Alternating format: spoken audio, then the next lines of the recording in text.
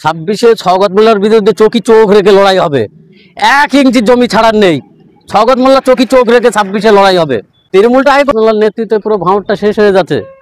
আর তাতে করে আমার চাচতো ভাই টিএমসি করতো, সাবির মোল্লা, ওর বেতাড়াক মারা হলো।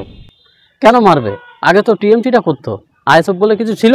যা কিছু হয়েছে তো শওকত মোল্লার নেতৃত্বে। ভাঁড়ে আইএসএফ বলে কিছু ছিল? কোনো বিধানসভায় ছিল? 294টা বিধানসভার মধ্যে কোনো বিধানসভায় আইএসএফ বলে কিছু ছিল না। যা কিছু ছিল, যা কিছু হচ্ছে, যা কিছু ঘটছে সব এমএলএ শওকত মোল্লার নেতৃত্বে। আর ভাঁড়বাসীর উদ্দেশ্যে আমি বলছি, ভাঁড়বাসীর বলছি, আপনারা একটু কার পিছনে ঘুরছেন একটু ধ্যান দেবেন। বাহারুলটা দুই ভাই দুটো পদ, বাহারুলটা দুই ভাই দুটো পদ, আপনারা যার পিছনে ঘুরছেন একবার চোখটা একবার যদি তোমার শওকত মোল্লা এটা তোমাদের ঘাট থেকে হাতটা তুলে নেয় তো তোমাদের কোন জায়গায় গিয়ে দাঁড়াবে তোমরা জানো? কোন জায়গায় গিয়ে দাঁড়াবে জানো? আর বারবার কায়দার আহমেদের উপরে আক্রমণ হচ্ছে কেন? ওকে প্রাণে মারার হুমকি কেন আসবে? একবার মেরেই দেখ কায়দার আহমেদকে, তোরা একবার মেরেই দেখ।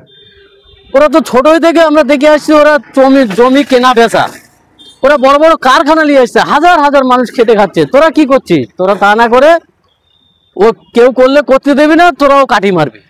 এই জন্য বাংলার মুখ্যমন্ত্রীর কাছে বিশেষভাবে আমার অনুরোধ থাকলো, তুমি ভাঁড় থেকে এমএলএ শওকত মোল্লাকে পুরো বয়কাট করে দিন দিদি। কোনো বিধানসভায় জানো না টিকিট পায়, ও কোনো বিধানসভায় জানো না ও টিকিট পায় না।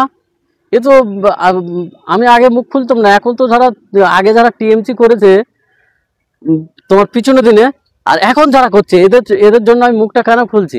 কিসের জন্য খুলছি? যে কটায় আছে দুর্নীতি, যে কটায় আছে দুর্নীতি মুক্ত।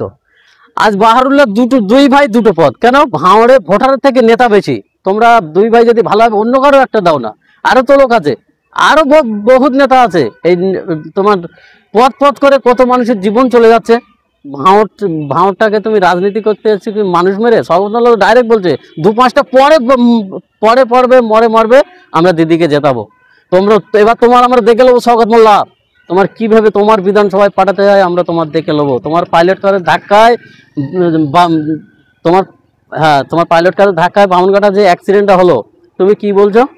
তোমার গাড়ি নিয়ে পাঠিয়ে দেবো। তোমার কর্তব্য কি? তুমি তো জনপ্রতিনিধি, তোমার কর্তব্যটা কি? তোমার সেখানে যাওয়া দরকার, তুমি গিয়েছিলে, তাদের পাশে দাঁড়ানি দরকার। তুমি তা করবে না। তুমি বলছো কি বিধানসভায় বহুত কাজ, তোমার বিধানসভায় কত কাজ আমরা জানি, তোমার বিধানসভায় কত কাজ আমরা জানি। এতে করে বোঝা যায় শওকত মোল্লাকে ভাঁড় থেকে তাড়ালে পুরো ঠান্ডা থাকবে, পুরো ভাঁড়টাই ঠান্ডা থাকবে। আর ফের একবার বলছি, ওই যে আহসানদা বলছে না তোমার আরাবুলদাকে খালের জলে চুবোবে, আহসানদা এত শক্তি তুমি কোথায় পাও? এত শক্তি তুমি কোথায় পাও? তুমি যে দলটা জন্ম দিয়েছে, আমরাও চাইছি তো একটা নতুন মুখ আসুক। যত তোলাবাজ আছে, দুর্নীতিবাজ আছে, আগে যা ছিল তার থেকে বেশি এরা দুর্নীতিমুক্ত। ঠিক আছে, আমি তো বলছি নতুন মুখ আসুক। নতুন করে আসলে দিদি আবার মুখ্যমন্ত্রী পুনরায় থাকবে। ভাঁড় থেকে আমরা বিপুল ভোটে জিতিয়ে যেলাম।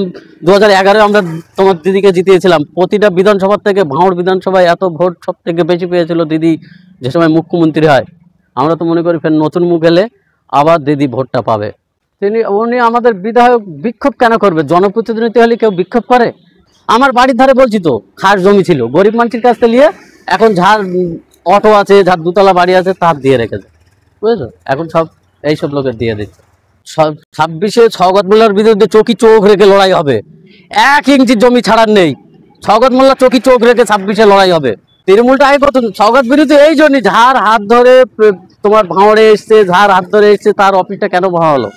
কায়দার আহমেদের অফিসটা কেন ভাঙালো? কে জাহাঙ্গীর খাঁ? কে দিদি ক্ষমতা দিল না দিল? তাহলে তোর সেই কেন্দ্র করে কেন তুমি কায়দার আহমেদের অফিসটা ভাঙবে? কায়দার আহমেদের অফিসটা ভাঙা হবে কেন? আবার তাকে কি প্রাণে মারার হুমকি দিচ্ছে কেন?